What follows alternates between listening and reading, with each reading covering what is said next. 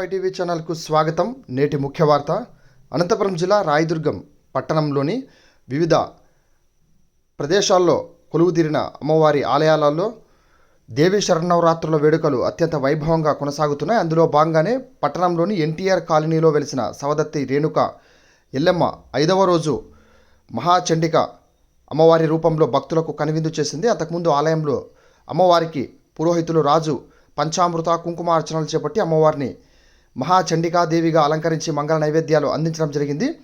ప్రత్యేకించి నవరాత్రులు అమ్మవారిని దర్శించుకుంటే కోరిన కోరికలు నెరవేరుస్తుందని ఆయన పేర్కొనడం జరిగింది.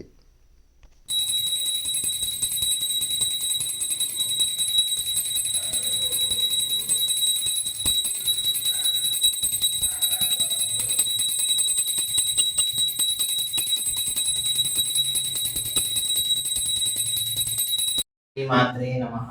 రాయదుర్గం పట్టణం ఎన్టీఆర్ కాలనీ వేసిన శ్రీ సవదత్తి రేణుకయల్లమ్మ దేవస్థానం నందు శరన్నవరాత్రుల భాగంగా 5వ రోజు కావడంతో ఈరోజు అమ్మవారు శ్రీ మహాచండికాదేవి అలంకరణలో దివ్య దర్శనం ఇస్తోంది.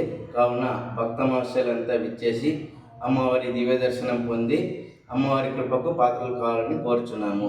రాజస్వామి